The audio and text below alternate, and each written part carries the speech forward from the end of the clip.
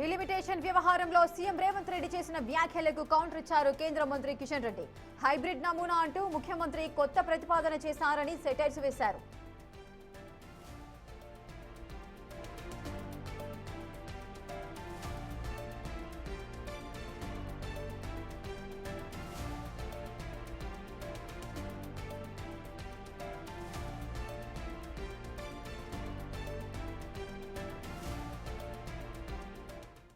ఇక కిషన్ రెడ్డి కామెంట్స్ కి సంబంధించిన పూర్తి డీటెయిల్స్ మా ప్రతినిధి శివ అందిస్తారు. శివ, కిషన్ రెడ్డి కామెంట్స్ ని ఏ విధంగా చూడొచ్చు?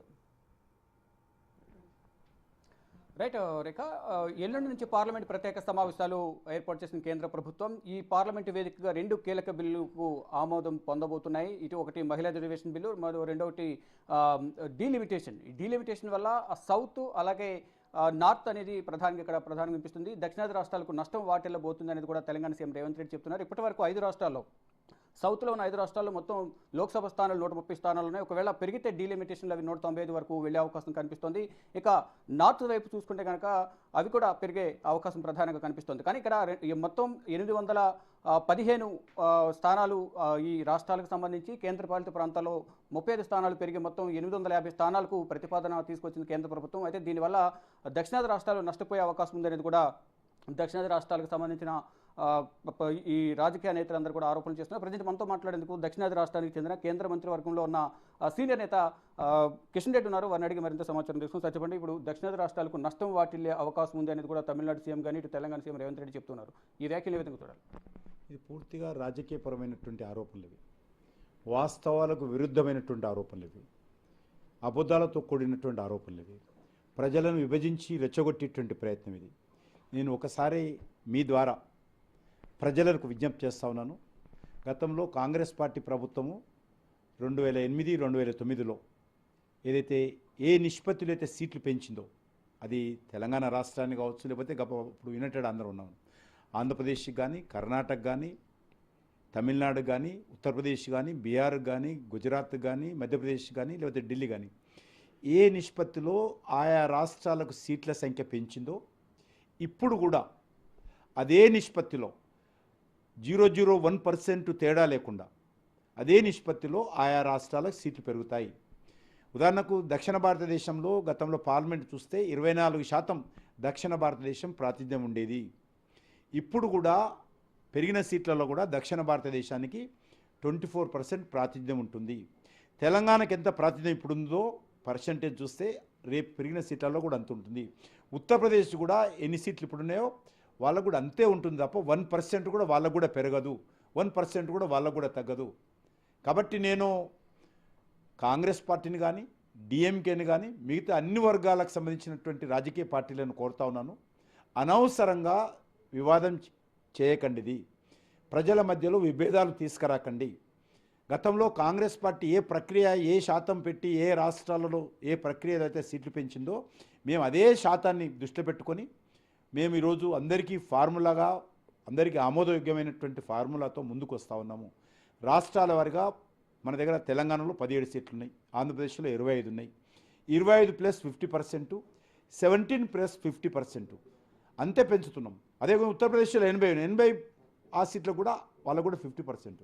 కాబట్టి ఇప్పుడు ఉంటున్నటువంటి కాంగ్రెస్ పార్టీ పెంచినటువంటి, గతంలో నిర్ణయించినటువంటి, ఇప్పుడు అమలు జరుగుతున్నటువంటి నిష్పత్తి ఏదైతుందో రేపు పెరిగే సీట్లు కూడా అదే నిష్పత్తిలో ఉంటాయి. కాబట్టి మేము దీంట్లో పెంచడము, తగ్గించడము, వివక్షత అనేటువంటిది ఎక్కడా కూడా ఉండదు.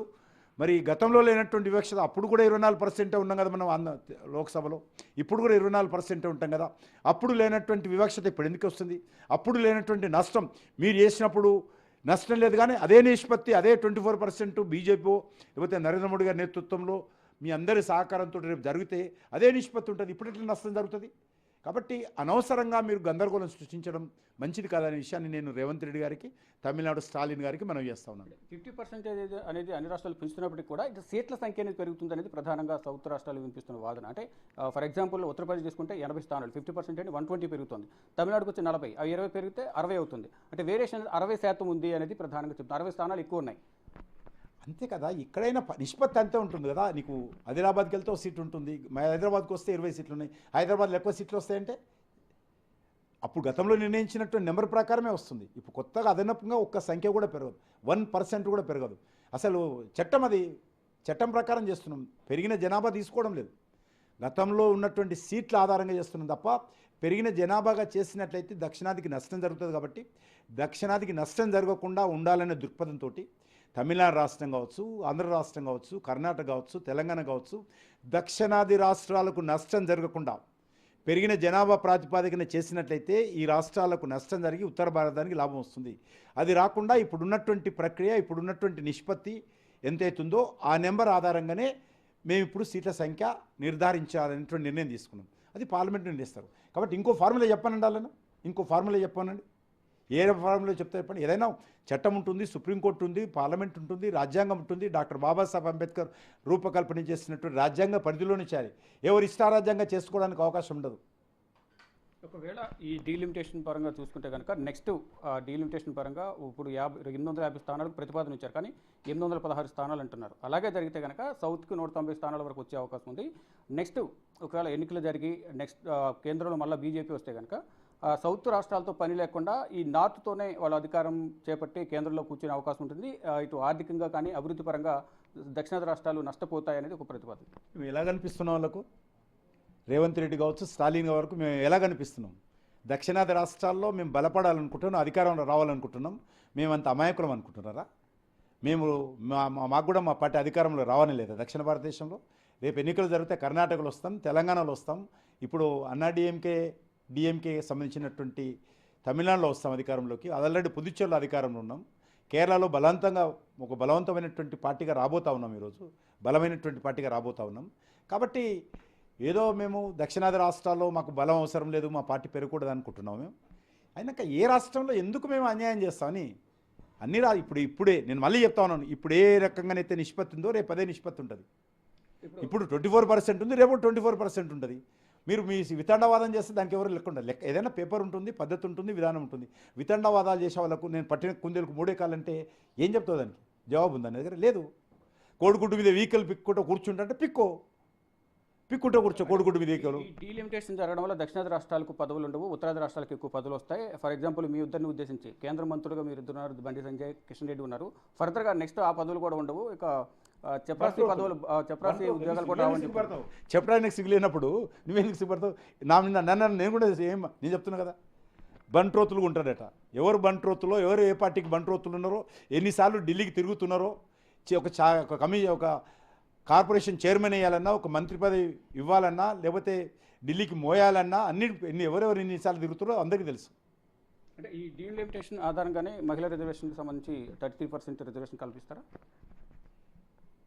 డీలిమిటేషన్ ఆ ప్రాతిపాదిక ఆధారంగానే మహిళలకు ఉన్నటువంటి సీట్లు ఎన్ని పెరిగితే అందులో 33% మహిళలకు వస్తాయి.